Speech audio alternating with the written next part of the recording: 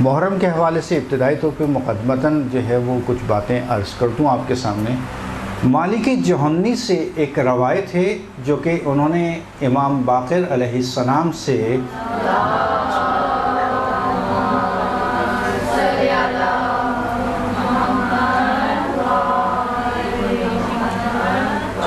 حدیث نقل کی ہے۔ امام فرماتے ہیں جو کوئی عاشور کے دن کنارے قبر حسین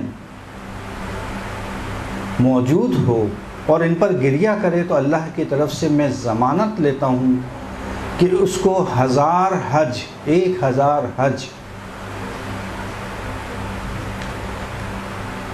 1000 عمرہ، اور وہ بھی رسالت مآب کے ساتھ، اور 1000 جہاد کرنا رسول کے ساتھ کا ثواب عطا کرے گا۔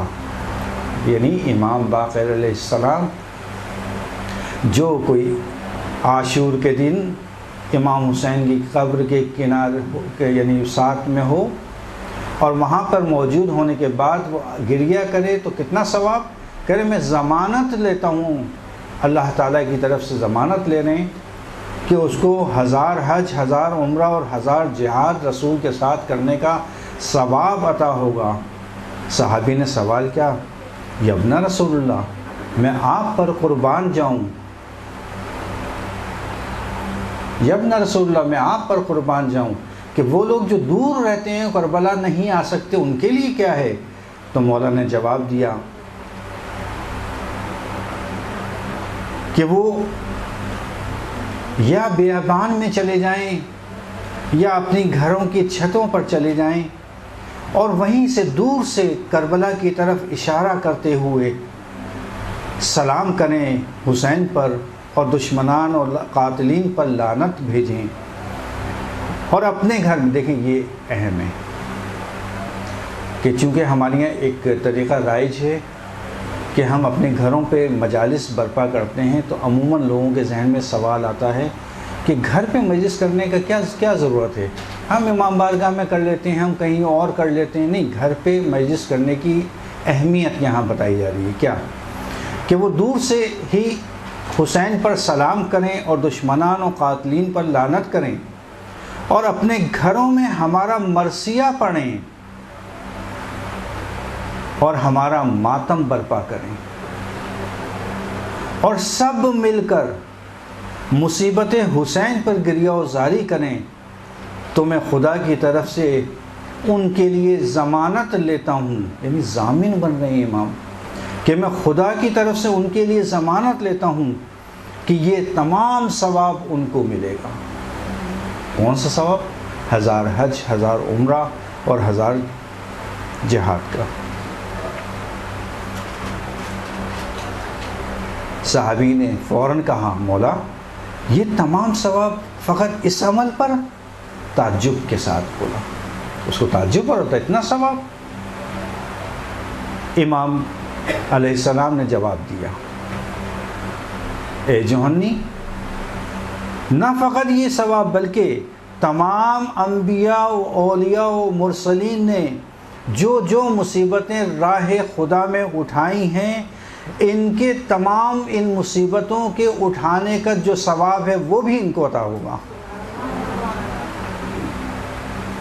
یعنی اہمیت بتائی جا رہی ہے کہ مجالس کا برپا کرنا اپنے گھروں پہ کتنی زیادہ اہمیت رکھتا ہے۔ اس کا ایڈریس کامل الزیارات میں ابن قولیہ نے صفحہ 174 پر یہ روایت بیان کی ہے۔ کامل الزیارات، کتاب کامل الزیارات ابن قولیہ صفحہ 174۔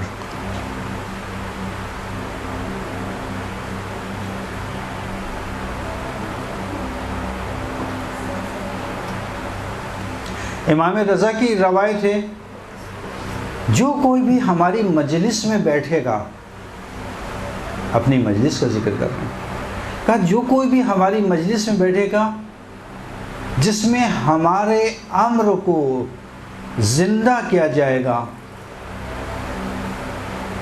اس کا دل کبھی نہیں مرے گا جس دن سب کے دل مر جائیں گے، یعنی قیامت کی طرف اشارہ ہے کہ جس دن سب کے دل مر جائیں گے اس دن اس مومن کا جو مجلس کرے گا، جو مجلس میں شرکت کرے گا، اس کا دل زندہ رہے گا۔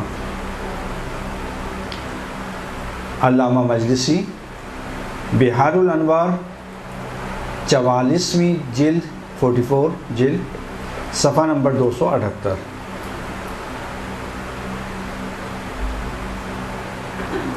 رسالت مآب صلی اللہ علیہ وآلہ وسلم سے روایت ہے کہ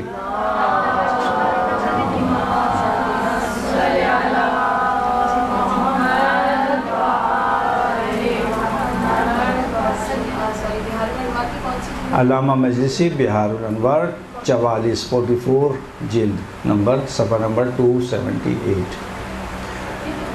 رسالت مآب فرماتے ہیں رحمت خدا ہو ہماری مجلس اور ذکر برپا کرنے والوں پر۔ رسالت مآب فرماتے ہیں رحمت خدا ہو، خدا کی رحمت ہو ان افراد پر کہ جو ہماری مجالس اور ذکر برپا کرتے ہیں، مجلس منعقد کرنے کا ثواب، اور اس میں شرکت کرنے والوں پر جو مجالس میں شرکت کرتے ہیں۔ شیخ مفید اعمالی شیخ مفید صفحہ نمبر 222۔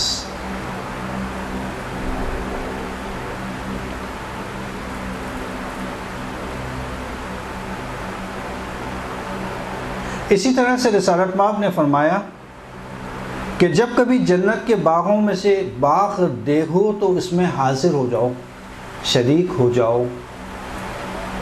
پوچھا یا رسول اللہ یہ جنت کے باغ کون سے ہیں جو دنیا میں ہیں؟ کہا ہماری مجالس جس میں ہمارا ذکر ہو۔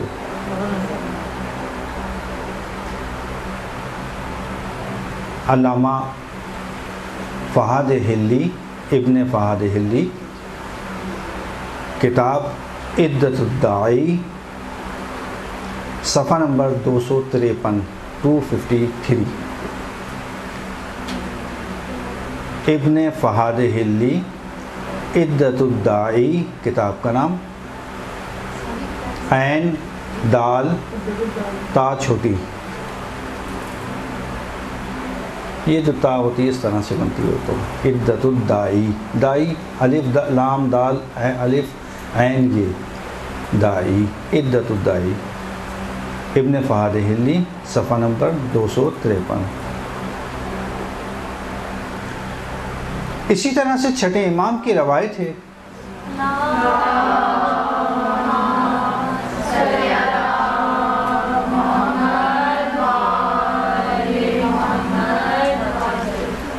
ہر نالو گریہ زاری مکروہ عمل ہے سوائے یاد خدا کے۔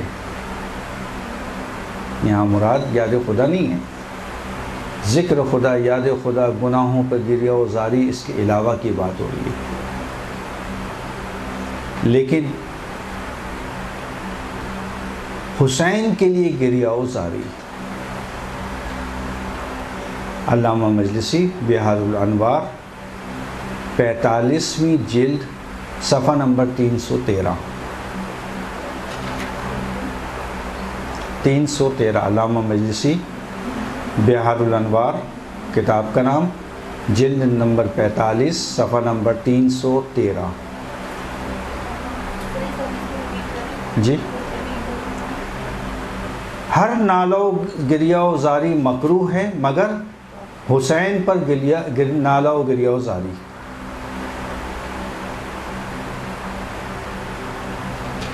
اسی طرح سے امام جعفر صادق علیہ السلام کی دوسری روایت کہ فرماتے ہیں کہ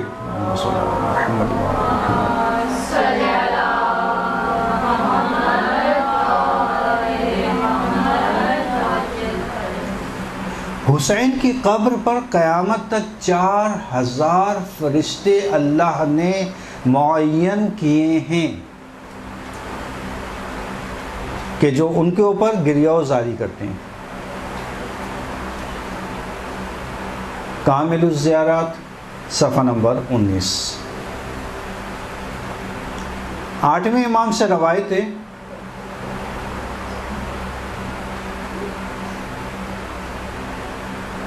اچھا، عموماً لوگ سوال کرتے ہیں کہ بھئی یہ ہمارے یہاں موت واقع ہو جاتی ہے تو ہم مجالس سے امام حسین برپا کرتے ہیں، عزاداری کرتے ہیں امام حسین کی۔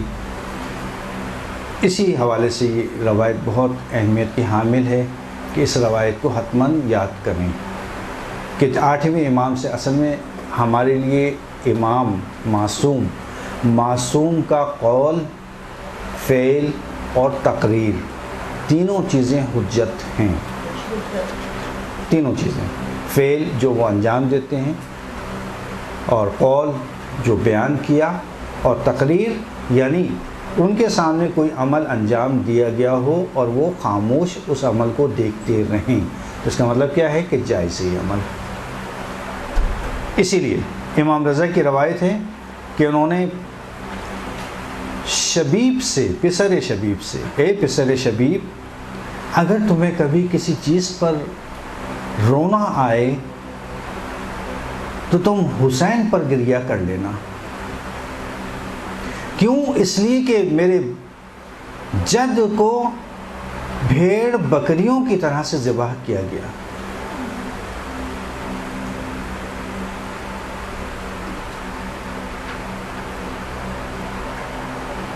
علامہ مجلسی بحار الانوار 44ویں جلد صفحہ نمبر 286۔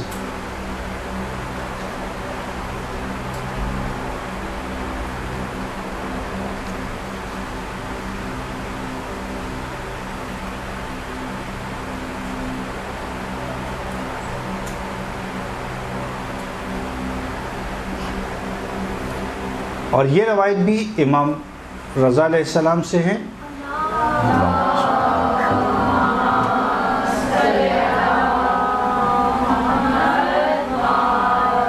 کہ امام نے فرمایا رونے والے حسین جیسے پر گریہ کریں۔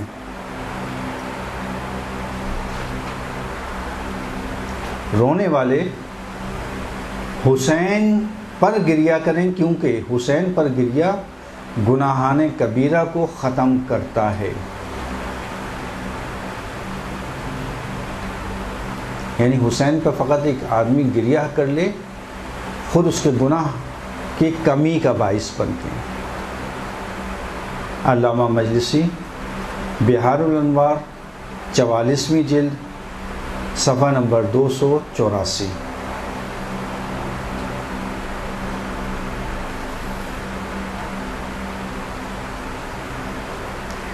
اسی طرح سے 8ویں ہی امام سے روایت ہے کہ اگر حسین پر کسی نے اتنا گریہ کیا کہ تمہارے رخساروں پر حسین کے غم میں گریہ کرنے کے آنسو جاری ہو جائیں، تو اللہ تمہارے سارے گناہوں کو معاف کر دے گا، چاہے وہ چھوٹے ہوں یا بڑے ہوں، کم ہوں یا زیادہ ہوں۔ یعنی کتنا ثواب ہے حسین کے غم میں گریہ کرنے کا۔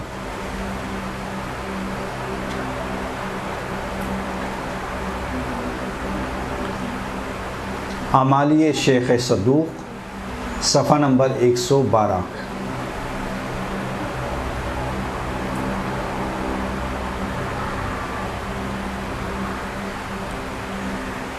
امام جعفر صادق علیہ السلام فرماتے ہیں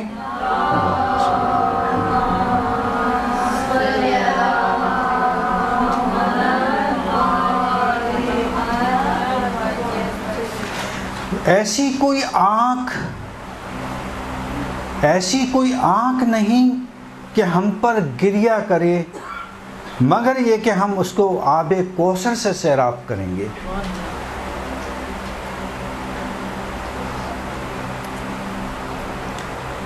جامع الاحادیث جلد نمبر 2 صفحہ نمبر 554 554۔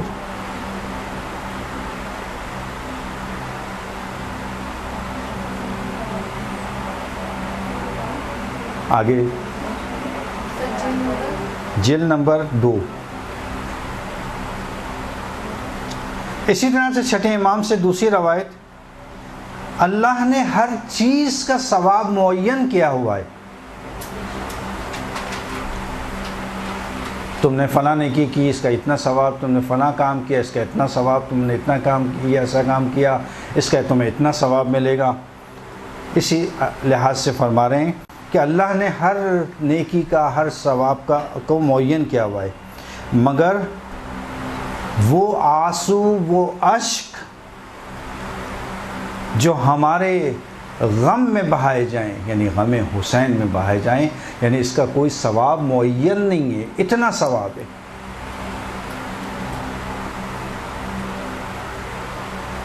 یہ حدیث بھی جامع الاحادیث میں موجود ہے، 12ویں جلد میں موجود ہے، صفحہ نمبر 548۔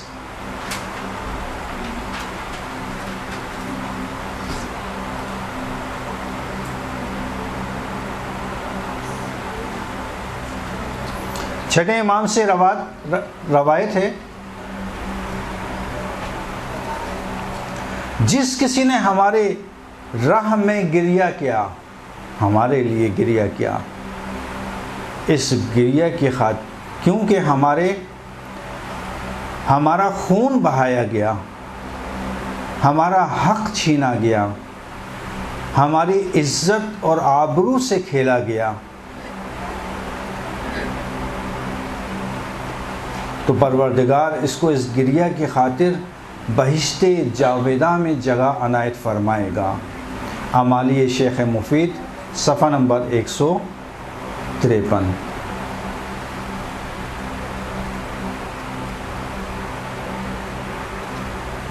آٹھویں امام سے روایت، اگر تم چاہتے ہو کہ جنت کے اعلی درجے پر فائز ہو تو ہمارے غم میں غم زدہ ہو جاؤ، غمگین ہو، اور ہماری خوشی میں خوش۔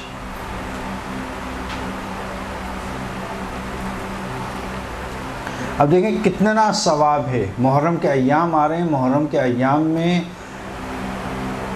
عزاداروں کے لیے، مومنین کے لیے بہترین موقع ہے کہ وہ کس طرح سے محرم کے ایام میں ثواب لے سکتے ہیں۔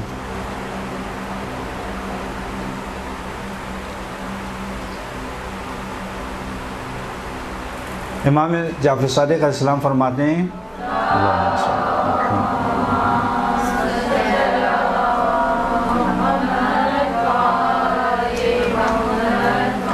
نفس المحموم لظلمنا تسبیح وہمہ لنا عبادت وکتمان سرنا جہاد فی سبیل اللہ۔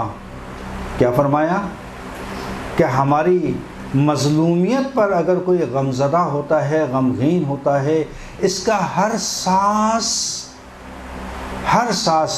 تسبیح ہے۔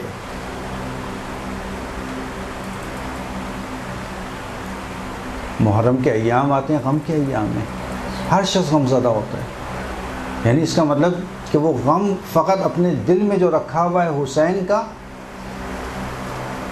اور اس کے ساتھ جو سانسیں لے رہا ہے وہ سانسوں کو اللہ امام جو ہیں وہ تسبیح قرار دے رہے ہیں۔ اور ان دنوں میں جو غم زدہ ہوتا ہے اس کا یہ غم میں رہنا عبادت ہے۔ پھر اس کے بعد امام نے ایک تاکیدی جملہ عطا کیا، کیا فرمایا؟ اپنے اصحاب کو فرمایا کہ دیکھو اس حدیث کو سونے کے حروف سے لکھ لو اپنے پاس۔ کوئی معمولی شخص نہیں بیان کر رہا یہ احادیث چھٹے امام نے بیان کی ہیں، جو کہ حجت ہیں ہم پر، کہ تمہارا فقط غمزدہ ہونا،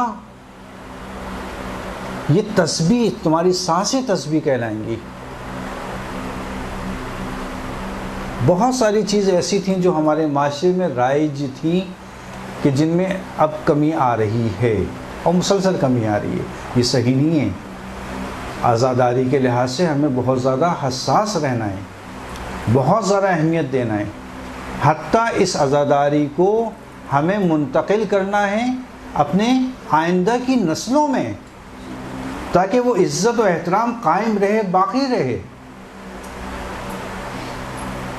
ہمیں اچھی طرح یاد ہے کہ جب ہمارے بڑے بزرگ ہوا کرتے تھے، اب وہ خواتین کا طریقہ تھا کہ بہت ہی زیادہ ایج والی تھیں، ہماری مختلف جو رشتہ دار تھے، اب محرم کا مہینہ شروع ہوتا تھا۔ اب دیکھیں کم علمی انسان کو کہاں سے کہاں پہنچاتی ہے اس وقت، ظاہر ہے کہ ہمارے پاس اتنا علم تو نہیں تھا۔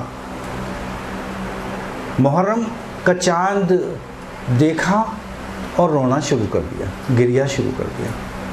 یہ ہم نے اپنی آنکھوں سے دیکھا ہے، یعنی یہ وہ چیز نہیں ہے کہ ہم نے سنی ہو اور وہ نقل کر رہے ہیں، کہیں پڑھی ہو اور آپ کے سامنے نقل کر رہے ہیں، نہیں، ہم نے اپنی آنکھوں سے دیکھی یہ چیز۔ یہاں محرم شروع ہوا، گریا، چاند دیکھا اور رونا شروع، کہ چاند دیکھے کیوں روئے جا رہا ہے۔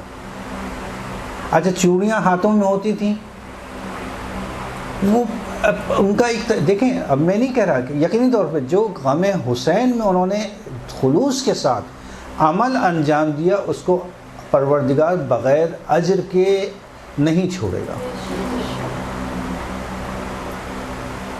چوڑیاں ہاتھ میں، ہم نے نہیں دیکھا آج تک انہوں نے چوڑیاں اتاری ہیں، ہمیشہ توڑ دیتی ہیں چوڑیاں۔ دیکھیں بعض چیزوں کا تعلق جو ہے وہ ہم فقہ اور شریعت سے نہ جوڑیں۔ ہو سکتا ہے کہ فقہ اور شریعت کے اندر اس کا کوئی ذکر نہ ہو، لیکن بالآخر ایک معاشرے کی رسم ہے، اس لیے کہ عزاداری ڈیپینڈ کر رہی ہوتی ہے آپ کے اپنے عرف کے اوپر، کہ آپ کے معاشرے میں کس چیز کو عزاداری کہا جاتا ہے۔ ہر وہ چیز جو آپ کے معاشرے میں عزاداری کہا جاتا ہے اس پر آپ کو عمل کرنا ہے۔ ٹھیک ہے، ان کے معاشرے کے اندر یہ تھا رائج، چوڑیوں کو وہ لوگ توڑا کرتے تھے محرم کے پہلے چاند رات کے دن، چاند رات میں توڑا۔ میں نے اپنی زندگی میں کبھی نہیں دیکھا کہ چارپائی پہ سو رہا ہوں، محرم کے ایام آئے چارپائی الٹی کر دی، بستر نیچے آ گیا، بستر نیچے آ گیا۔ اور بڑے بزرگ جو ہمارے تھے وہ پان کھاتے تھے پورے 10 دن، بہت مشکل کام ہے یہ، جو پان کا عادی ہو پورے 10 دن پان ترک، کہ نہیں عاشور تک تو کم از کم پان نہیں کھانا۔ یہ دیکھیں اس کا ہو سکتا ہے شریعت سے فقہ سے تعلق نہ ہو، لیکن یہ بہترین بہت اچھی چیزیں تھیں۔ میں کہتا ہوں خدا رے ان چیزوں کو دوبارہ اپنے معاشرے میں رائج کریں۔ کیوں اہمیت کم ہو رہی ہے ہمارے معاشرے میں؟ اہمیت کم نہیں کرنا چاہیے ہمیں ان چیزوں کی، ہمیں اس کو بالکل اس طرح سے چلا آ رہا تھا ہمارے معاشرے میں، اسی طرح سے عزاداری کو قائم رکھنا ہے، اسی طرح سے عزاداری منانا ہے۔ بہرحال یہ کمی ہے ہمارے معاشرے میں، اور ہمیں کوشش کرنا چاہیے کہ اس عزاداری کو اسی طریقے سے، اور مراجع کرام بھی یہی تاکید کرتے ہیں۔ آپ دیکھ لیں، آپ جب بھی آئیں وہاں پہ، عراق جائیں یا نجف جائیں یا کربلا جائیں یا قم آئیے، مشہد آئیے، جہاں پہ بھی مراجع کرام موجود ہیں ان کے گھروں پہ آج تک ان کے گھروں پہ مجالس ہوتی ہیں، یا کسی کے یہاں شب جمعہ میں یا جمعے کی صبح حتماً مجلس ہوتی ہے، اور ان کا طریقہ کار وہی ایک ہے، چاہے وہ ہم نے آئے بہجت ہوں، آئے وحید ہوں، آئے مکارم ہوں، آئے جتنے بھی مراجع ہیں، آئے شبیری زنجانی ہوں، سب کا طریقہ ایک، دروازے پہ کھڑے ہوتے ہیں۔ اب ضعیفی کا عالم اس وقت، آئے وحید کی ایج تقریباً 99 کے قریب ہے، آئے وحید کی ایج، اب اس 99 سال کا ایک ضعیف شخص، اچھا ماشاءاللہ سے حافظہ دیکھیں آج بھی درس خارج دے رہے ہیں۔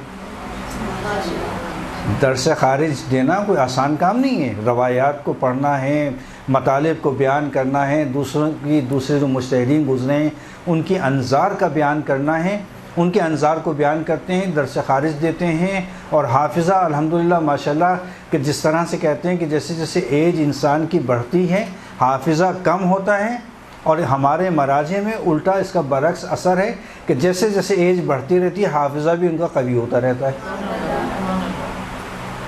اسی حافظے کے ساتھ درس خارج آج بھی جاری ہے، اچھا اب دیکھیں ہمارے جتنے بھی مراجع ہیں سارے کے سارے 70-80 سے اوپر ہیں، 70-80 سے نیچے تو ہے ہی نہیں۔ آئے سستانی 86 کس وقت ہیں، آئے وحید 99 سال کے۔ اور اس ضعیفی کے اندر احترام اتنا زیادہ ہے مجالس کا کہ آج بھی سارے کے سارے مراجع دروازے کو بیٹھے رہتے ہیں، جیسے ہی کوئی آیا اپنی جگہ سے کھڑے ہو گئے، بہت شکریہ، سب کا ایک ایک کا شکریہ ادا کرتے ہیں کہ بہت شکریہ کہ آپ مجلس حسین میں تشریف لائے۔ ہر ہفتے ان کا یہ طریقہ ہے۔ یقیناً کوئی تو اس میں ایک چیز ہے عزاداری میں کہ اتنی زیادہ اہمیت دیتے ہیں وہ لوگ، یعنی ان کی محبت دیکھیے۔ آپ آغا مرشی نجفی کو دیکھیے، آغا مرشی نجفی آخری عمر تک اس طرح سے عزاداری کرتے تھے کہ آخر میں انہوں نے وصیت کی، مشہور و معروف وصیت ہے، سب کو اندازہ ہے، سب کو معلوم ہے۔ کیا وصیت کی تھی کہ میرے سیاہ لباس ہے جو میں نے ہر عزاداری میں پہنا میرے ساتھ رکھنا، میرے رومال کو، ایک رومال تھا، اب میں بیان کروں آگے آداب کے اندر، ایک خاص رومال تھا سیاہ رنگ کا، ہمیشہ اس کو آنسو پوچھنے کے لیے استعمال کرتے تھے۔ اچھا بہت سے علماء کو میں نے دیکھا ہے یہ امام حسین کی عزاداری میں گریہ کرنا، اس کو کس طرح سے آپ کے سامنے بیان کروں کہ میں نے یہ دیکھا ہے اپنی آنکھوں سے کہ یہ علماء کرام جس وقت آنسو جاری ہوتے ہیں، ان آنسوؤں کو لے کر مثلا اگر کسی کے سر درد کا مسئلہ ہے، کسی کے کہیں درد کا مسئلہ ہے، وہاں پہ ان آنسوؤں کو ملتے ہیں۔ یقیناً اللہ نے ان آنسوؤں میں شفا رکھی ہے، تبھی ایک یہ چیز، دوسری کہ جس وقت واقعاً دل سے آپ کے امام حسین کے غم کی خاطر دل غمگین ہو جائے، واقعاً درد ہو دل میں، جو مشکل آپ کی ہے، جو پریشانی ہے، اس وقت آپ بلند کریں، دل میں چاہے کہ اس غم کے صدقے میں مشکل فلاں حل ہو جائے۔ موارد بتائیں علماء نے، جس میں ایک مورد یہ کہ جس میں واقعاً درد ہو دل میں، اس وقت دعا مانگنا، وہ قبولیت ہے۔ اسی طرح آئے مرشی نجفی نے ہمیشہ ایک رومال رکھا پوری زندگی میں، اور اس رومال سے ہمیشہ اپنے آنسو پوچھا کرتے تھے۔ تو کیا وصیت کی؟ کہا دیکھو یہ میرا رومال ہے، میں نے اس میں جو آنسو بہے ہیں غم حسین میں، ان آنسوؤں کو اس رومال میں جمع کیا ہے، دیکھو یاد رکھنا جب مجھے دفنانا تو اس رومال کو میرے سینے پہ رکھ دینا۔ بس ان آنسوؤں میں جو غم حسین میں بہ رہے ہیں، یقینی طور پہ کوئی تو تاثیر ہے کہ اتنی بڑی وصیت کی جا رہی ہے۔ دوسری وصیت، تیسری وصیت آئے مرشی نجفی کی، تیسری وصیت کیا وصیت؟ کہا جب مجھے غسل کفن دے دینا، اس کے بعد میرے جنازے کو حرم معصومہ میں لے جانا، حرم معصومہ میں لے جانے کے بعد میرے جنازے کو رکھ دینا، اور رکھنے کے بعد میرے عمامے کو جو میں ہمیشہ اپنے سر پر باندھا کرتا تھا، اس عمامے کو کھولنا، اور اس عمامے کو کھول کر ایک سرا اس کا میرے جنازے کے ساتھ باندھنا اور ایک سرے کو زری سے باندھنا، اور جب باندھ دینا تو اس کے بعد کسی شخص کو مقرر کرنا کہ اس وقت ایک مصائب کا ذکر کریں۔ اچھا مصائب، میں اگر ہوتا تو شاید میں پوچھتا آئے مرشی سے کہ مصائب کا آپ نے کہا ہے، ہم کوئی بھی مصائب پڑھ دیں؟ کہ نہیں، سارے مصائب نہیں، خاص مصائب کا ذکر کرنا اس وقت۔ کیا کہا کہ حسین کی کربلا میں حسین کی آخری رخصت کا بیان کرنا، کربلا میں حسین کی آخری رخصت کے مصائب پڑھنا۔ اسی لیے ہم دیکھتے ہیں جتنے بھی ہمارے مراجع گزرے، نہیں پتہ اس میں کیا راز پوشیدہ ہے، واللہ مجھے بھی نہیں پتہ یہ راز، اس میں کیا راز پوشیدہ ہے۔ جتنے مراجع گزرے سب نے ایک خواہش ظاہر کی کہ دیکھو ہمارے جب جنازے پہ جانا تو ہمارے جنازے کو دفن کرنے سے پہلے آخری رخصت حسین کی پڑھنا۔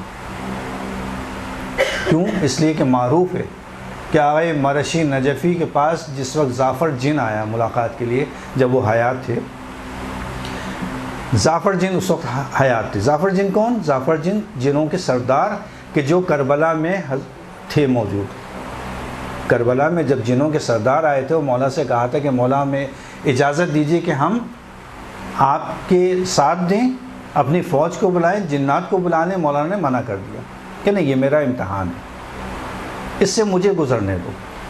وہی ظافر جن جب آئے مرشی سے ملاقات ہوئی تو آئے مرشی نے کہا کہ کیا تم مجھے کربلا کے مناظر دکھا سکتے ہو؟ اب یہ عجیب و غریب خواہش کا اظہار کر رہے ہیں آئے مرشی نجفی کہ کیا مجھے تم کربلا کے مناظر دکھا سکتے ہو؟ کہ عجیب، میں بالکل قبلہ دکھا سکتا ہوں۔ کہا اچھا دکھاؤ۔ اس نے یوں کر کے ہاتھ کیا کہ دیکھیے، اب اس پہ کربلا کے مناظر چلنا شروع ہوئے، بالکل ایسے جیسے کہ کوئی اسکرین پہ مناظر وہ چلا رہا ہے۔ آئے مرشی نجفی سارے مناظر انہوں نے دیکھے، سب کی شہادتیں دیکھی جو بیان کیا جاتا ہے، سب کی شہادتیں دیکھی۔ اور جس وقت امام حسین علیہ السلام کی رخصت کا وقت آیا اس نے ہاتھ کھینچ لیا، کہا تم نے سب کی شہادتیں مجھے یہ آغا مرشی نجفی کہہ رہے ہیں کس سے؟ جعفر جن سے، کہ تم نے ساری شہادتیں مجھے دکھا دیں، لیکن حسین کی آخری رخصت جو میں دیکھنا چاہتا تھا تم نے فوراً ہاتھ نیچے کر لیا۔ کہا نہیں، یہ نہیں دکھا سکتا، میں آپ کو منع کر دیا، یہ نہیں دکھا سکتا۔ اب کیا وجہ ہے کہ نہیں دکھا سکتا؟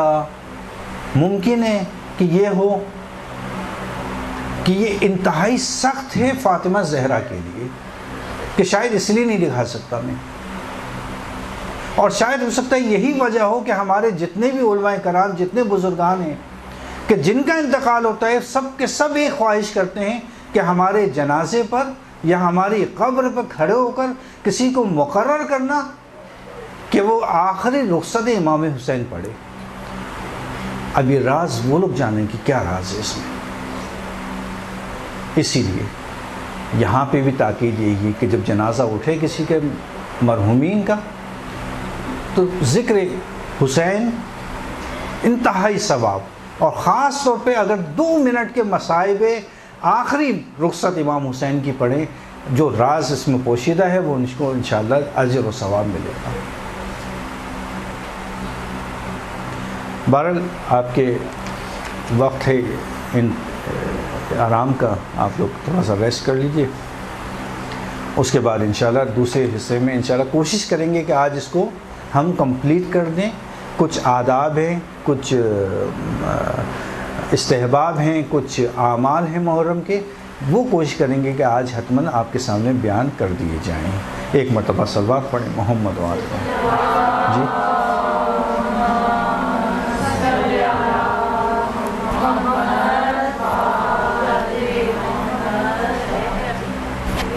رسالہ مآب صلی اللہ علیہ وآلہ وسلم سے ایک روایت ہے کہ جب حضرت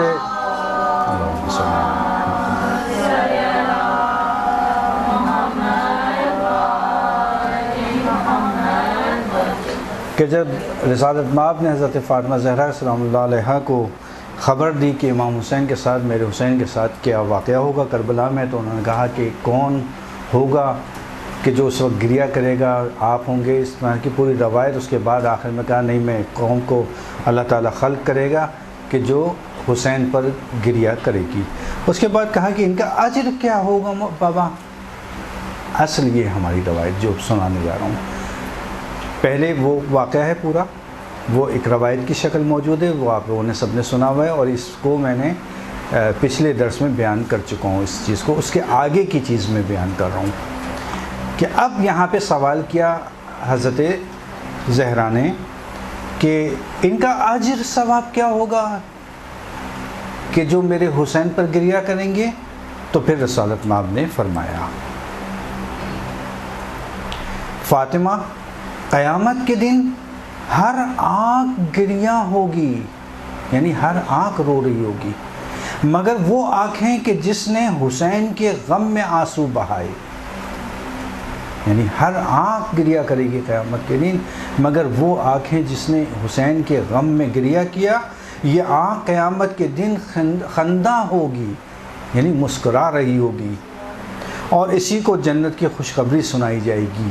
علامہ مجلسی بحار الانوار 44ویں جلد صفحہ نمبر 293۔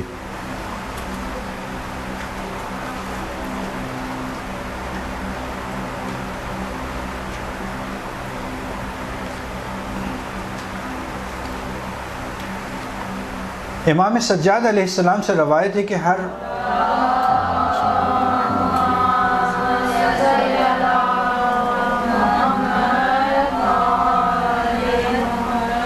چوتھے امام سے روایت ہے کہ ہر مومن ذکر شہادت حسین پر کہ جس کی آنکھوں سے آنسو جاری ہو جائیں، خداوند جنت میں اس کے لیے عالی مقام قرار دے گا۔ ینابع المودہ صفحہ نمبر 429۔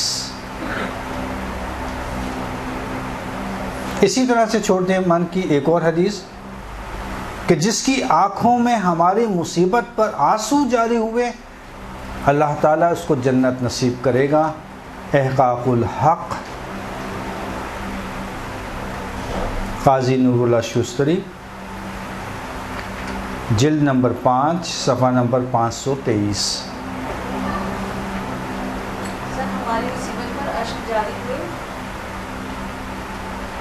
جس کی آنکھوں سے ہماری مصیبت پر آنسو جاری ہوئے اللہ اس کو جنت نصیب کرے گا۔ احقاق الحق جلد نمبر 5 صفحہ 523۔ اسی طرح سے خود امام حسین علیہ السلام فرما رہے ہیں، کیا خود حسین فرما رہے ہیں کس کے لیے؟ اپنے لیے۔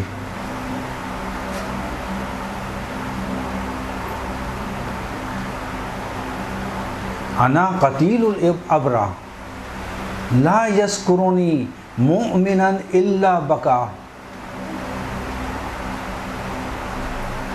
میں کشتے اشک ہوں، یعنی آنسوؤں کا قتل ہونے والا، میں کشتے اشک ہوں، کوئی مومن مجھے یاد نہیں کرتا مگر یہ کہ میری مصیبتوں پر آنسو بہائے۔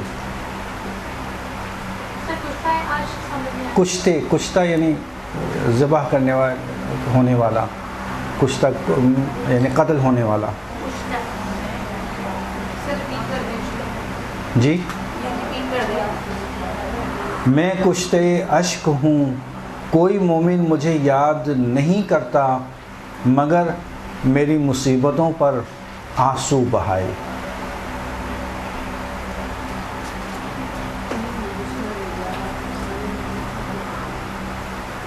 چھٹے امام کی روایت، امام فرماتے ہیں جس کسی کے درمیان ہمارا ذکر ہو، یعنی ہماری مظلومیت کا ذکر، اور اس کی آنکھیں نم ہو جائیں، پروردگار اس کے چہرے کو آتش دوزخ کے لیے حرام قرار دے دیتا ہے۔ جس کسی کے درمیان ہمارا ذکر ہو اور اس کی آنکھیں نم ہو جائیں تو پروردگار اس کے چہرے کو آتش دوزخ پر حرام قرار دیتا ہے۔ علامہ مجلسی بحار الانوار 44ویں جلد صفحہ نمبر 285۔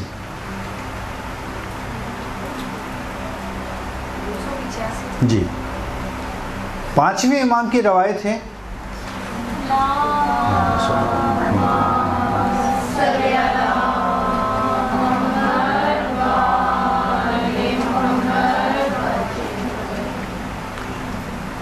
امام کے سامنے شاعر اہل بیت کمیت یا کمیت، اب تلفظ کیا ہے اس کا، یہ میں نہیں دیکھ سکا. کاف میم یہ تھے نے مرثیہ پڑھا. اس کے مرثیہ پڑھنے پر امام نے خوب گریہ کیا.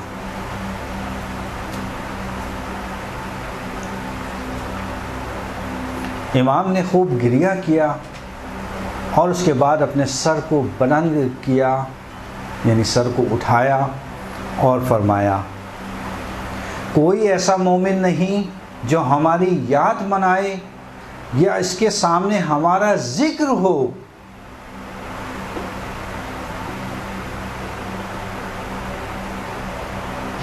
مگر یہ کہ اس کی آنکھوں میں ہماری مظلومیت پر آنسو آ جائیں.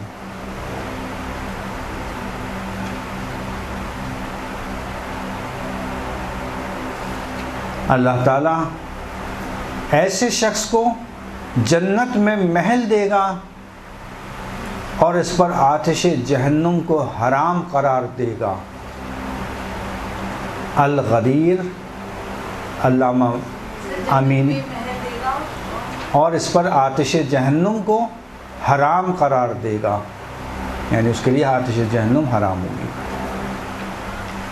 علامہ امینی کتاب الغدیر جلد نمبر 2 صفحہ 202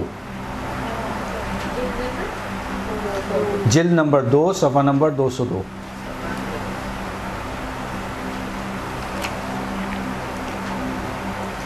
چھٹے امام امام جعفر صادق علیہ السلام اللہم صلی اللہ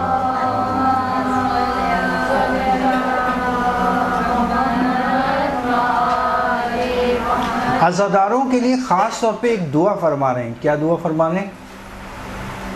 امام کے سامنے ایک عزادار آیا. امام نے اس کو دیکھا اور فرمایا اللہ تمہارے اشکوں پر رحمت نازل فرما، آگاہ رہو، یاد رکھو کہ تمہارا شمار ہمارے ہمدردوں اور غم گساروں میں سے ہے، اور ہر وہ شخص جو ہماری خوشی میں خوش اور ہمارے غموں میں غمزدہ ہوتا ہے،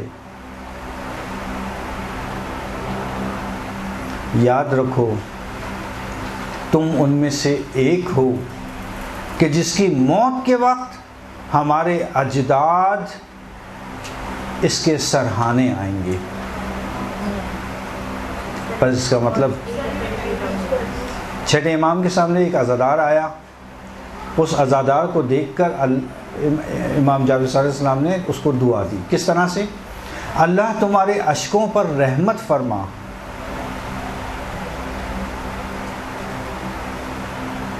تمہارے آنسوؤں پر رحمت نازل فرما، آگاہ رہو، یاد رکھو کہ تمہارا شمار ہمارے ہمدردوں اور غم گساروں میں سے ہے، جو ہماری خوشی میں خوش اور ہمارے غموں میں غمزدہ ہوتے ہیں.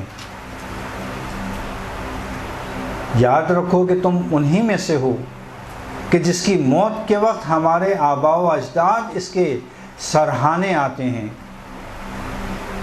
یعنی جو حسین کے غم میں عزاداری مناتا ہے، مجالس برپا کرتا ہے، ان میں شرکت کرتا ہے، ان کے اوپر آنسو بہاتا ہے، ان کا ماتم و گریہ و زاری کرتا ہے، اس کے سرہانے موت کے وقت کیا ہوگا؟ ائمہ تشریف لائیں گے. بس جو یہ چاہتا ہے کہ اس کی موت کے وقت موت میں آسانی پیدا ہو، اس کے کنارے پہ ائمہ تشریف لائیں، اس کو یہ سارے کام انجام دینا چاہیے. شیخ حر عاملی وسائل الشیعہ جلد نمبر 10 صفحہ نمبر 397 397. شیخ حر عاملی وسائل الشیعہ جلد نمبر 10 صفحہ نمبر 397. اب عزاداروں کے لیے خود حضرت فاطمہ کیا فرما رہی ہیں؟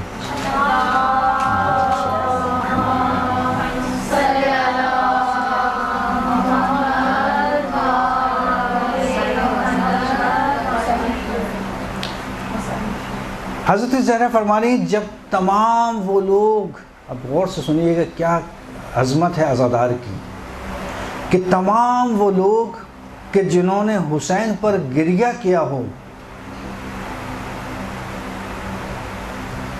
تمام وہ لوگ کہ جنہوں نے حسین پر گریہ کیا ہو وہ جنت میں داخل ہو جائیں گے، پھر اس کے بعد میں جنت میں داخل ہوں گی۔ کتاب البکا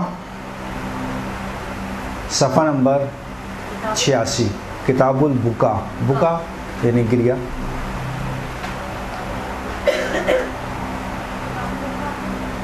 کتاب البکا صفحہ نمبر 86۔ اور چھٹے امام فرماتے ہیں کہ خدا حسین پر گریہ وزاری کرنے والوں پر سے عذاب کرنے میں حیا محسوس کرے گا۔ قیامت کے دن پروردگار عزاداروں پر عذاب کرنے میں حیا محسوس کرے گا۔ یہ بھی کتاب البکا صفحہ نمبر 94۔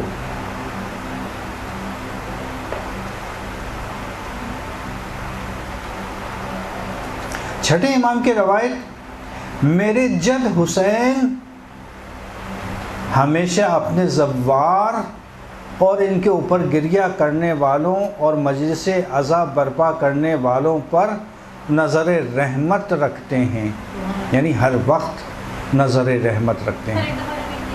چھٹے امام سے روایت، میرے جد حسین ہمیشہ اپنے زواروں اور ان کے اوپر گریہ کرنے والوں پر اور مجلس عذاب برپا کرنے والوں پر نظر رحمت رکھتے ہیں۔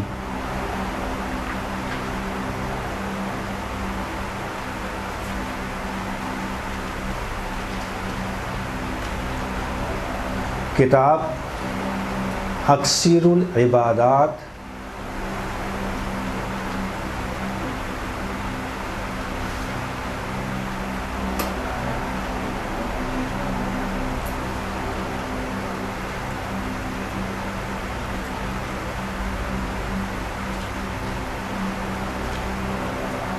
اسی کتاب میں ایک اور روایت چھٹے امام سے کہ ہمارے جد حسین اپنے رونے والوں پر نگاہ رحمت رکھتے ہیں اور ان کے لیے طلب مغفرت کرتے ہیں اور اپنے والدین اور بھائی سے بھی دعا کی درخواست کرتے ہیں۔ کتاب اکثیر العبادات۔ چھٹے امام سے روایت ہے، ہمارے جد حسین اپنے رونے والوں پر نگاہ رحمت رکھتے ہیں اور ان کے لیے طلب مغفرت کرتے ہیں۔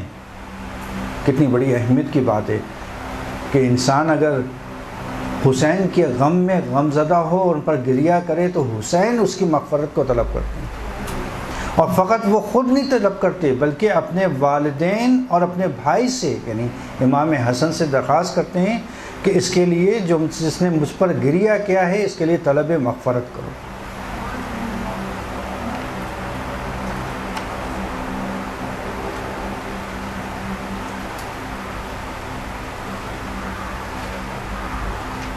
اور چھٹے امام کی ہی روایت کہ خدا جس کی خیر خواہی چاہتا ہے اس کے دل میں حسین کی محبت ڈال دیتا ہے۔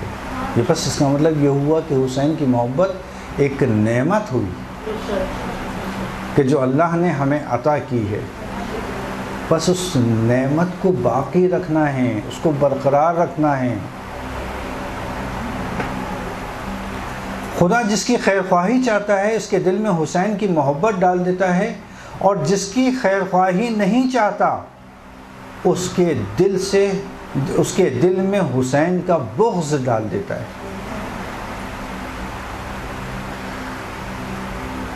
شیخ الرعاملی وسائل الشیعہ جلد نمبر 10 صفحہ نمبر 388۔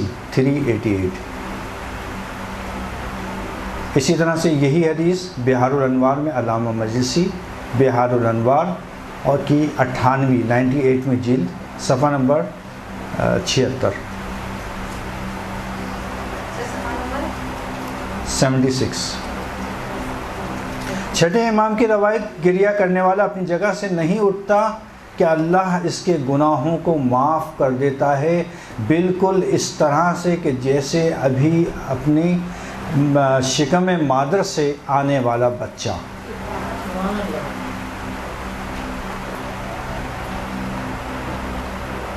کتاب الاکسیر۔ اچھا، چونکہ ہمارے پاس وقت کی کمی ہے، ورنہ اس میں کچھ ہم نے روایتیں جمع کی تھیں کہ ائمہ نے جن کو موقع ملا انہوں نے کس طرح سے عزاداری انجام دی، اس کو ہم پھر انشاءاللہ کبھی بیان کر دیں گے، چونکہ وقت پھر ہمارا۔ جی، کتابوں کا ایڈریس آپ مختلف ہیں، وہ تو آپ نہیں کر سکتے ہیں، بہار ہے، مختلف کتابیں جو ائمہ نے مختصر جو ہے وہ جس طرح سے عزاداری کی۔ اگر آخر میں ٹائم ملا، چونکہ اہم موضوع ہمارا نکل جائے گا، وہ ہمیں اعمال بتانے ہیں اور آداب، وہ اس کو ہم پہلے بیان کر دیتے ہیں، اگر ٹائم بچا تو پھر ہم اس کو بیان کر دیں گے دوبارہ۔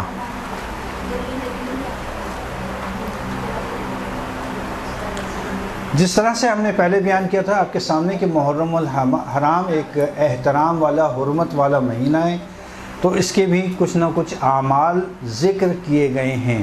سب سے بڑا عمل جو اس مہینے میں وہ سب کو معلوم ہے اور وہ ہے عزاداری۔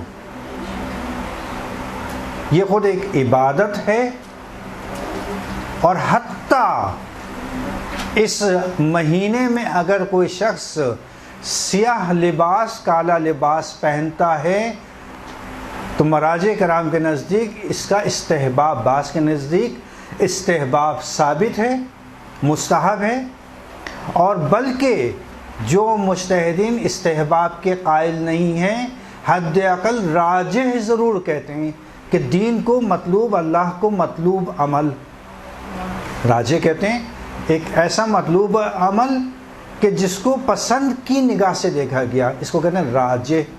چونکہ منت میں بھی ایک مسئلہ یہ آتا ہے کہ منت اس چیز کی، اس عمل کی مانی جاتی ہے کہ جو راجح عمل ہو۔ راجح کیسے کہتے ہیں؟ دیکھیں، استحباب الگ، دیکھیں استحباب الگ چیز ہے، راجح ہونا الگ چیز ہے، ثواب کا ملنا الگ چیز ہے، تینوں الگ الگ چیزیں ہیں، یہ ایک ساتھ نہیں ہے۔ مختصر بتا دیتا ہوں، استحباب کا مطلب یہ ہوتا ہے کہ جب ہم کسی چیز کو کہتے ہیں کہ فلاں چیز مستحب ہے، اس کا مطلب یہ ہے کہ ہم اس عمل کو، اس کام کو نسبت دے رہے ہیں اللہ تعالیٰ کی ذات سے، یہ ہے مستحب، اور اس کا ایک خاص ثواب ہے جو معین ہے اور وہ ملے گا، حتماً ملے گا۔ پس اگر کوئی شخص مثلا ایک سمپل کی مثال میں اس طرح سے دے دوں، کوئی ایسا غسل، کسی دن ایسا غسل آ جائے کہ جس کی بڑی تاکید آئی ہو، مستحب نہ ہو، اور اگر وہ شخص مستحب کی نیت سے وہ غسل کرے، غسل صحیح ہے، اس کا غسل ہو جائے گا، لیکن گناہ گار ہوگا۔ واضح ہو رہی چیز؟ مستحب سمجھا رہا ہوں میں آپ کو، مستحب کیا ہے۔ کوئی ایسا دن کہ جس دن مشہور ہو، تاکید ہو، کتابوں میں ہو، احادیث کی کتابوں میں، روایات کی کتابوں میں موجود ہے کہ بڑی تاکید کی گئی ہے کہ اس دن غسل کیا جائے، اس نے کیا کیا کہ ابھی اتنی تاکید تو یقینی طور پہ کیا ہوگا؟ مستحب ہوگا۔ اس نے مستحب کے نیت سے غسل کر لیا۔ اب غسل کا کیا ہے؟ غسل صحیح ہے، غسل ہو جائے گا، لیکن اس کو گناہ ملے گا۔ کیوں گناہ ملے گا؟ کہ اس نے نسبت دی ہے اللہ سے، اللہ نے تو نہیں کہا تھا بھائی، مختلف روایات میں آیا، احادیث میں آیا غسل کر لو، تو اس نے غسل کر لیا، اللہ نے نہیں کہا تھا یہ کام کرنے کو۔ بس کوئی بھی ایسا کام کہ جس کو مستحب قرار نہ دیا گیا ہو، اسی لیے کہتے ہیں کہ جو جس کی تقلید میں ہے اس کے لحاظ سے مرجع کا سب سے پہلے معلوم کر لے، آیا یہ غسل کرنا یا اس کام کو انجام دینا مستحب بھی ہے یا صرف تاکید ہے؟ اگر مستحب ہے تو مستحب کی نیت کی جا سکتی ہے، اور اگر مستحب نہیں ہے تو مستحب کی نیت نہیں کی جا سکتی، اور اگر کسی نے مستحب کی نیت کی کہ جو کہ نہیں تھا تو پھر وہ اس کو غلط نسبت دینے کا گناہ ملے گا، عمل صحیح ہو جائے گا۔ صحیح، یعنی مستحب وہ ہے کہ جس کی نسبت ہم پروردگار سے، شارع سے دیتے ہیں، اور اس کی طرف سے حکم ہوتا ہے، اس کا ثواب معین ہوتا ہے، جو خاص ثواب ہے اس کا وہ ہمیں ملے گا، یہ مستحب ہے۔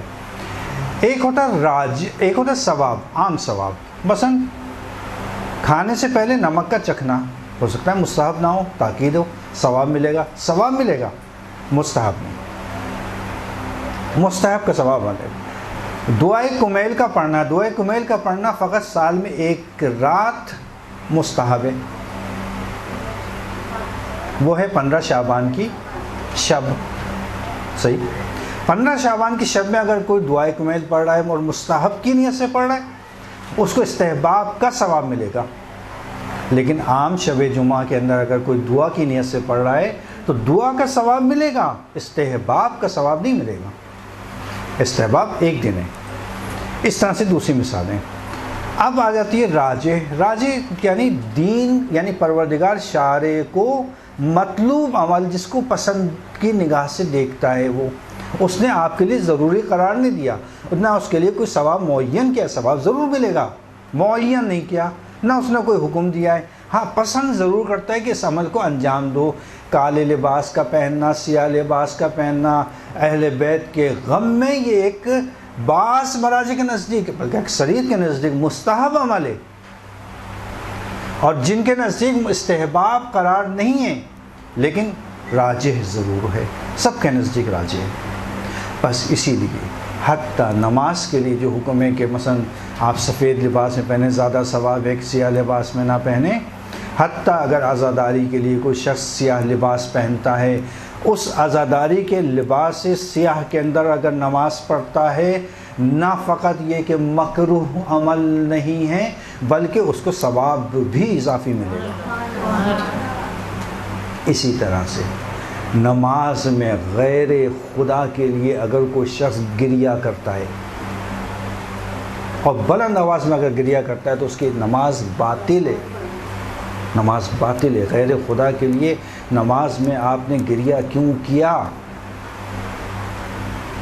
مگر حسین، نعوذ باللہ نعوذ باللہ نعوذ باللہ، خدا ہے؟ حسین خدا ہے؟ نعوذ باللہ کہ نہیں، سب کے لیے، اگر کسی کے لیے بھی تم نے غیر خدا کے لیے گریہ کیا تو تمہاری نماز باطل۔ حسین کے غم میں اگر نماز میں گریہ کیا تو اللہ تعالیٰ کہے گا اور ثواب دو، اور ثواب دو، اور ثواب دو۔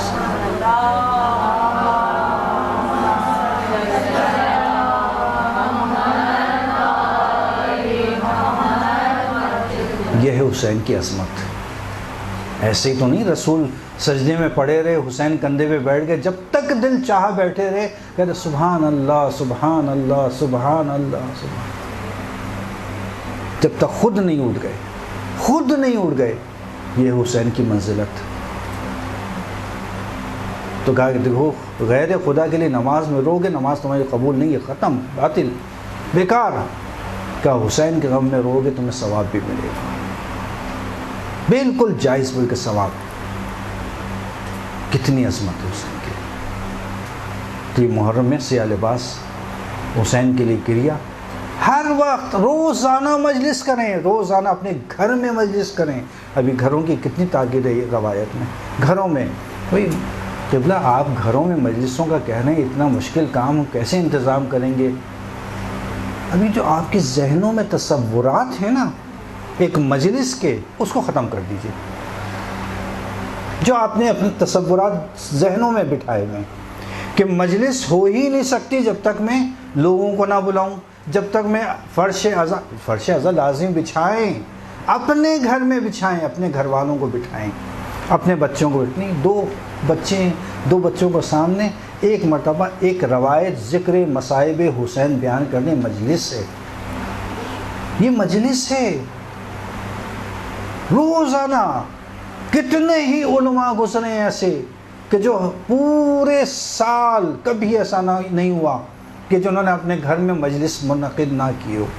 کبھی کیسے کرتے تھے مجلس؟ کچھ نہیں، اپنے ہی گھر والوں کو بٹھایا اور 2 جملے مصائب کے پڑھے، ایک مرتبہ السلام علیکم یا ابا عبداللہ کہا اور مجلس ہو گئی ختم. کیا یہ چھوٹا سا عمل ہم نہیں انجام دے سکتے اپنے ہی گھروں میں؟ کیوں ہم اپنے ہاتھوں سے اس ثواب کو جانے دیں؟ ایام اذان نزدیک ہیں، کچھ دن رہ رہے ہیں. اس کو بٹھا لیں اپنے ذہنوں میں. روزانہ ہم اپنے گھر میں مجلس کریں گے، حسین پہ گریہ کریں گے، اور پھر جو اس کی رحمتیں برکتیں ان روایتوں کو میں نے پچھلے درس میں بیان کیا کتنی رحمتیں. اسی لیے اس محرم کے حوالے سے کچھ اعمال ذکر کیے گئے ہیں، ان اعمال کو آج بیان کرنا ہے.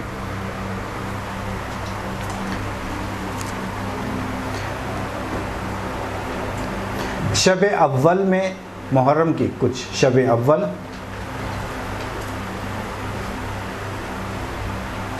یعنی شب اول محرم، چاند رات.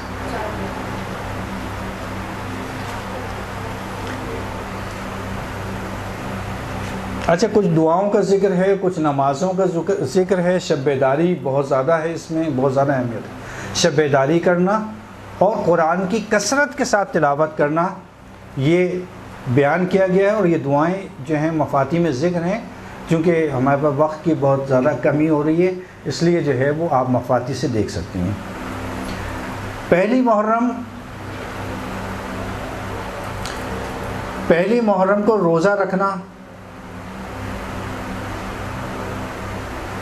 کیونکہ روایت ہے کہ 5ویں امام سے کسی نے پوچھا کہ مولا پہلی محرم کو روزہ رکھنے کا کیا ثواب ہے یا کیا اس کی اہمیت ہے؟ کہا اس لیے اس کو روزے کو قرار دیا گیا ہے کہ جناب زکریا نے آج پہلی محرم کو دعا مانگی تھی، اللہ نے اس دعا کو مستجاب کیا تھا اور اس کے قبول کیا تھا، اس لیے کہا ہے کہ روزہ رکھو، اور روزہ رکھنے کے بعد پہلی محرم کے حوالے سے دعا مانگو، انشاءاللہ تمہاری دعا قبول ہوگی. اور یہ روایت وسائل الشیعہ کی 7ویں جلد میں اور پہلی حدیث ہے، وہاں موجود ہے.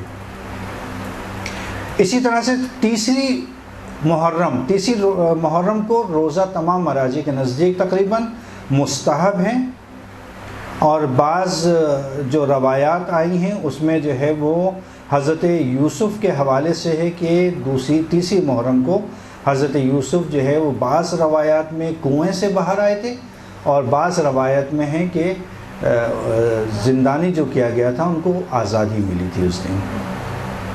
دعا قبول کی حدیث موجود ہے رسالت مآب سے کہ اس دن دعا قبول ہوتی ہے، روزہ رکھ کر دعا مانگو تیسرے دن.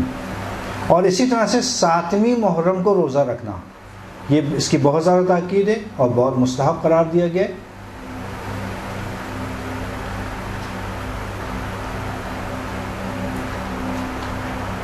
شب عاشور کے حوالے سے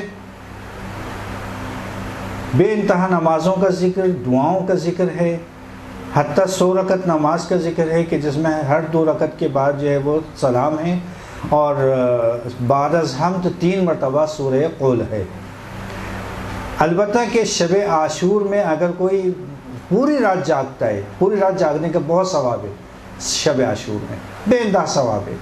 اور اگر کوئی عزاداری کرتا ہے، گریہ ازاری کرتا ہے، ماتم داری کرتا ہے، اس کا بھی بے انتہا ثواب ہے. بے انتہا تاکیدات آئی ہیں اس کی.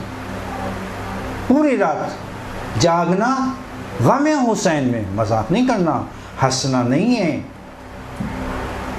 یعنی خدا نخواستہ کوئی ایسا عمل کہ جس سے شب عاشور کی حرمت پائمال ہو، ایسا کوئی عمل آپ کو انجام نہیں دینا.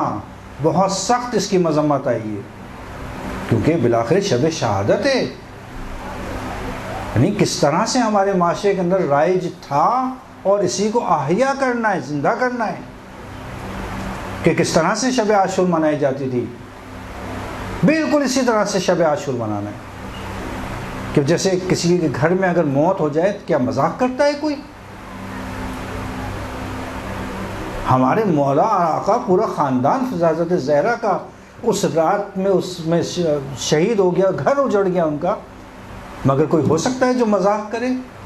جس کے چہرے پہ مسکراہٹ آئے. شب عاشور میں عزاداری کرنا، گریہ عزاداری کرنا، ماتم کرنا تاکید ہے اس کی.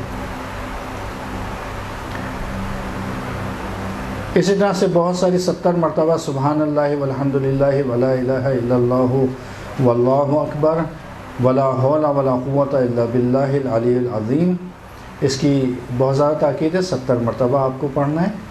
4 رکعت نماز پڑھنا ہے شب عاشور میں، کہ جس میں سورہ حمد کے بعد 50 مرتبہ سورہ توحید ہے، اور اس کو نماز حضرت امیر المومنین بھی کہا گیا ہے. عاشور کے حوالے سے یقینی طور پہ مومنین کو بتانے کی ضرورت نہیں ہے کہ اس دن کیا عمل کرنا ہے. عمل عاشور میں روزہ میں نے پہلے بتایا آپ کو کہ شدید مکروہ ہے، بلکہ روزے کی جگہ فاقہ کرنا ہے. فاقہ یعنی ایک ایسی حالت کہ جس میں روزہ نہ ہو اور آپ کو کھانے پینے سے پرہیز کرنا ہے، فاقہ کرنا ہے. زیارت امام حسین پڑھنا ہے. عزاداری کثرت کے ساتھ انجام دینی ہے. اور اگر زائرین یا جلوس وغیرہ میں اگر کوئی پانی پلانا، شربت پلانا، نیاز تقسیم کرنا، بے انتہا ثواب ہے. روایات موجود ہیں، میں روایت نہیں پڑھ رہا وقت کی کمی کی وجہ سے. نیاز کا تقسیم کرنا، پانی پلانا، ہمارے مومن کو پانی پلاؤ، ہم یہ تمہیں عطا کریں گے. جس نے یہ کیا ہم پر احسان کیا، ہم اس کا احسان کا بدلہ قیامت کے دن دیں گے. فاقے سے مطلب یہ کہ بعد اس کے بعد عزاداری نہیں، فاقہ میں تو نہیں، فاقے میں تو بہتر یہ کہ نہ فاقہ کرنا. جو اگر کوئی بعد فاقے کے بعد فاقہ ہوتا ہے در حقیقت عصر تک. اچھا، لوگوں کا ایک عموماً سوال یہ ہوتا ہے کہ بھئی عصر کے وقت تو اصل امام حسین کی شہادت ہے، وہ کہتے ہیں آپ فاقہ شکنی کر لیجئے. نہیں، دیکھیں، فاقہ شکنی کا عصر کے وقت اس لیے ہے کہ جس وقت امام حسین کی شہادت ہو گئی، نہیں کہتے میں دیکھ رہا ہوں کہ میرے جد رسول خدا، میرے بابا علی اور فاطمہ آب کوثر لیے کھڑے ہوئے ہیں، مجھے بلا رہے ہیں، حسین آ جا میرے پاس، میں آب کوثر سے تم کو سیراب کروں. فاقہ شکنی یہ ہے. جیسے عصر کے وقت امام حسین شہید ہوئے ہیں اور ان کی روح ان سے منسلک ہوئی ہے، وہاں پر انہوں نے آب کوثر پیا ہے. اس لیے کہتے ہیں کہ فاقہ شکنی عصر کے وقت فاقہ شکنی کریں، کیونکہ مولا سیراب ہو گئے.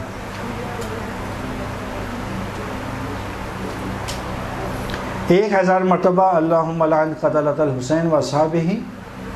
اور فاقہ شکنی کے لیے جو ہمارے پاس 1000 مرتبہ سورہ توحید کی تلاوت عاشور کے دن، 1000 مرتبہ سورہ توحید کی تلاوت. اور اسی طرح سے فاقہ شکنی کے لیے جو ہے وہ جو ہمارے پاس تاکید آئی ہے وہ آئی ہے کہ اگر کوئی شخص فاقہ شکنی کرے تو بہتر یہ ہے کہ تربت امام حسین سے فاقہ شکنی کرے. تھوڑی سی تربت خاک شفا، تھوڑی سی خاک شفا لے کر پہلے رکھے زبان پر، اس کے بعد پھر کوئی چیز کھائے. یعنی فاقہ شکنی بھی تربت حسین علیہ السلام سے.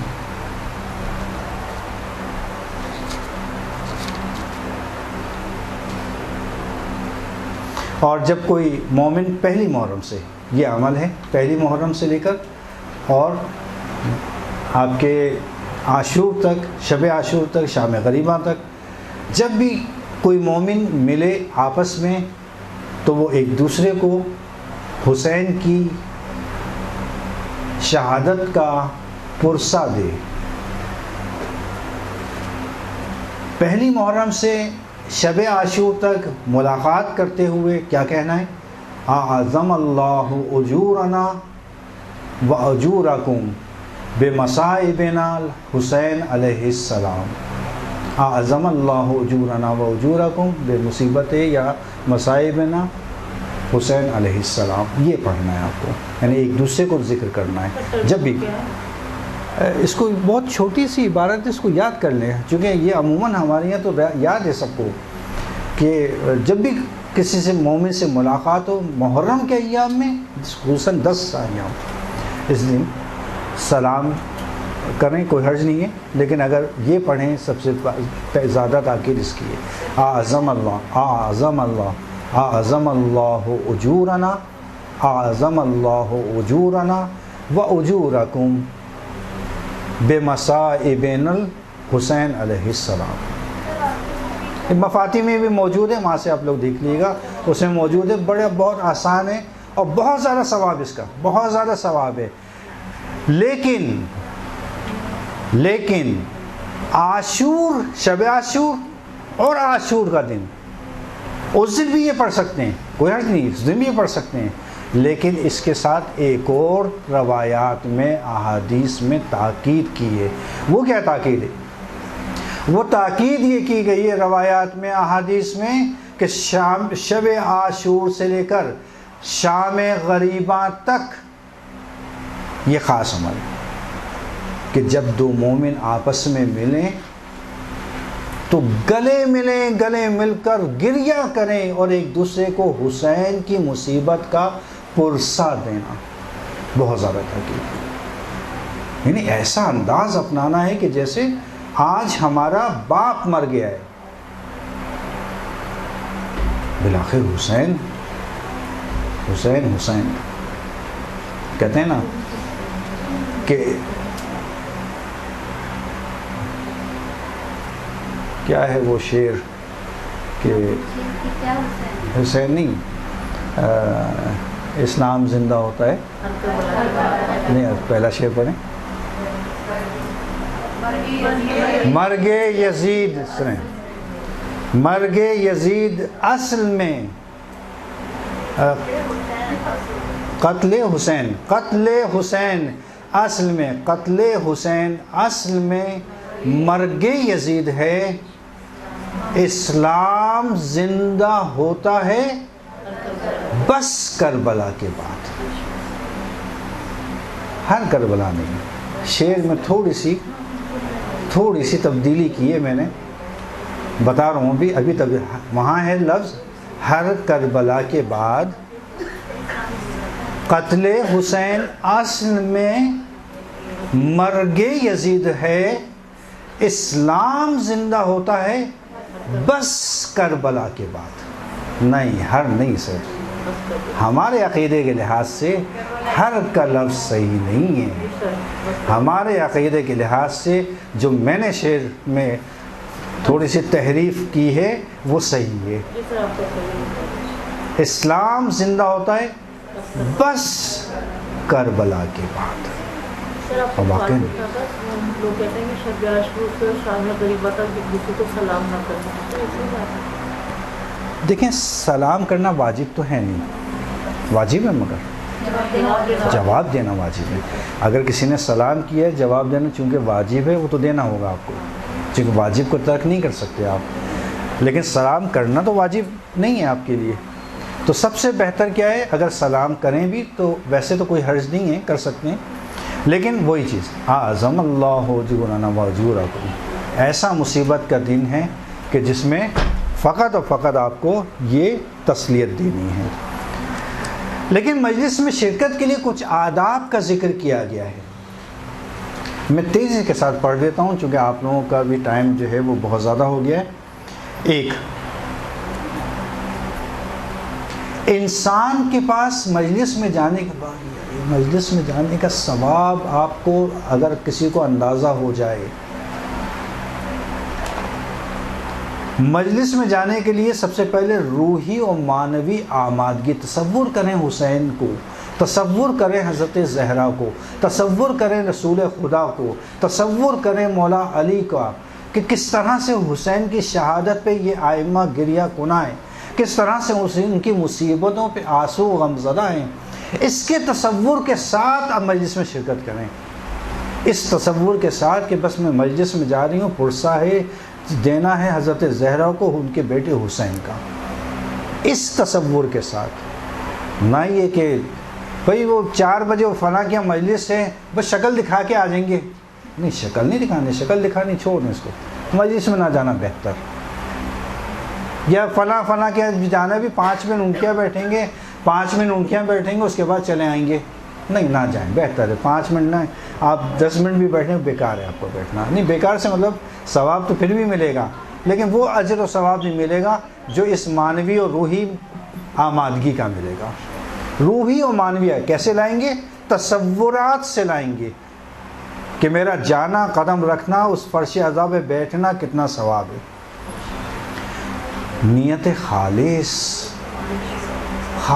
نیت کے ساتھ مجلس ہے، بس مجلس میں جانا ہے، باقی کس کی طرف سے ہے، کون ملے گا کون نہیں ملے گا، کس سے بات ہوگی کس سے بات نہیں ہوگی، سب ثانوی چیزیں ہیں۔ خلوص نیت حسین کی مجلس میں جانا ہے۔ میں نے بتایا آیت اللہ عراقی، مرحوم آیت اللہ عراقی جب نکلتے تھے پیدل، ننگے پیر ہوتے تھے عاشور کے دن، اور جہاں تبرک کہیں بٹ رہا ہے یا شربت کی سبیل لگی ہے، اتنے سے پانی، قبلہ اتنی پیاس آپ کو؟ کہا نہیں، میں پیاس کی وجہ سے نہیں پیتا۔ پھر کس وجہ سے پیتے ہیں؟ کہنا اس لیے پیتا ہوں کہ نہیں پتا کہ اللہ نے کس کی سبیل کو قبول کر لیا اور اس میں شفاعت رکھ دی، اس شفا کو حاصل کرنے کے لیے پیتا ہوں۔ تو تبرک کی بھی بہت زیادہ اہمیت ہے۔ باوضو حتی الامکان کوشش کریں کہ باوضو مجالس میں شرکت کریں۔ اسی طرح سے مجلس سے عزا کی مناسبت سے لباس زیب تن کریں، اور مجلس میں شرکت کے ثواب میں امام زمانہ کو اور اپنے مرحومین کو ہرگز فراموش نہ کریں۔ یعنی معمولی نہ سمجھیں کہ مجلس میں شرکت کا ثواب کوئی معمولی چیز ہے، اس میں شریک کر لیں اپنے ثواب کے اندر۔ یہ آج میں نے مجلس میں جو شرکت کی ہے، اس کے ثواب میں میرے مرحومین بھی شامل اور میرے مولا آقا امام زمانہ بھی شامل۔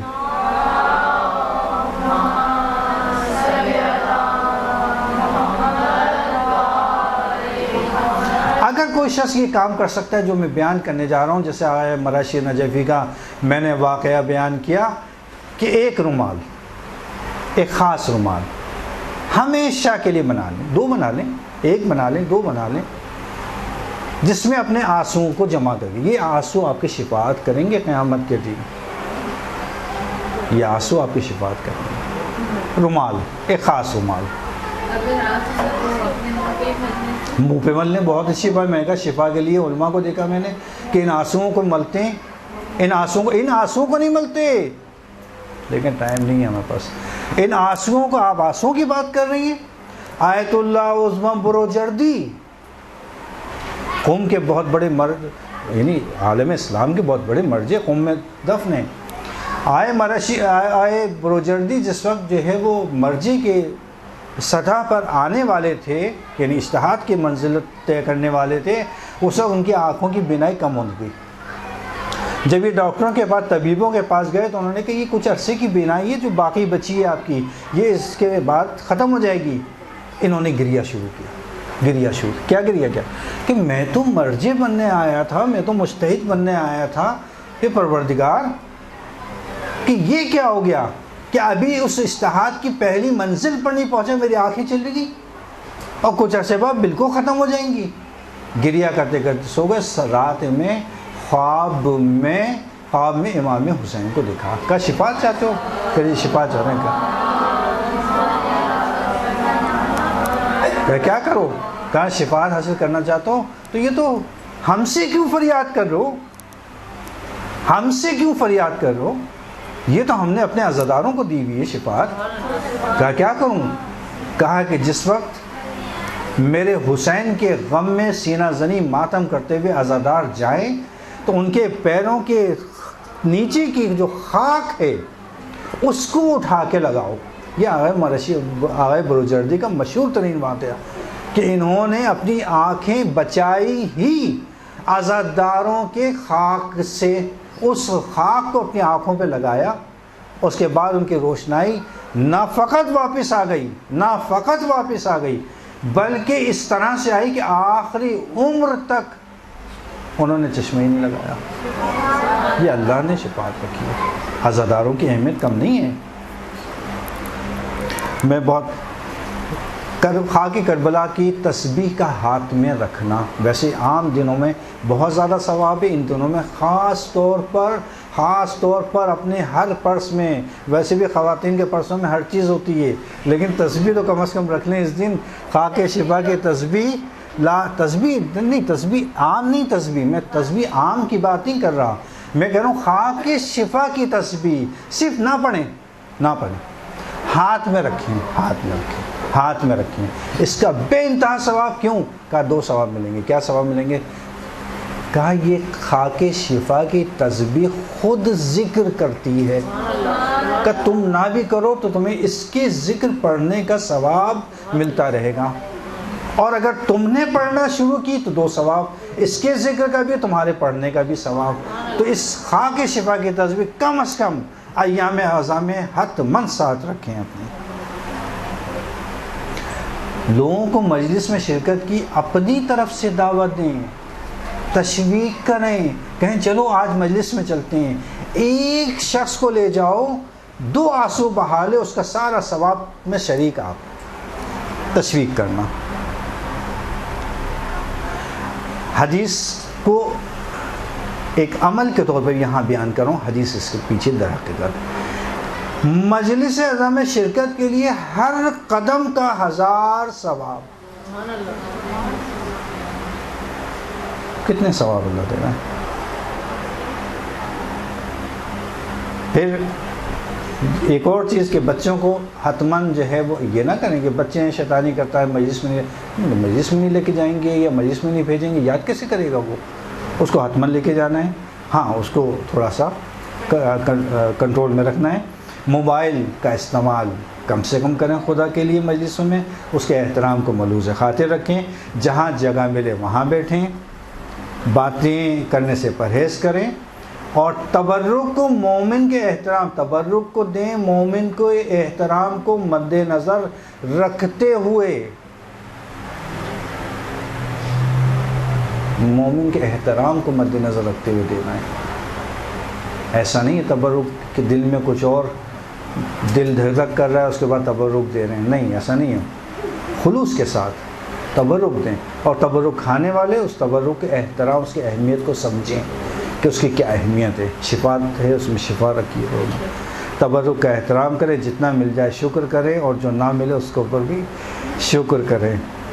تبرک میں جو تاکیدات علماء نے بیان کی ہیں، اس میں تبرک بانٹنے کی ابتدا جو ہے وہ بچوں سے کریں، چونکہ بچے سب سے اہم، ان کی تربیت کرنا ہے۔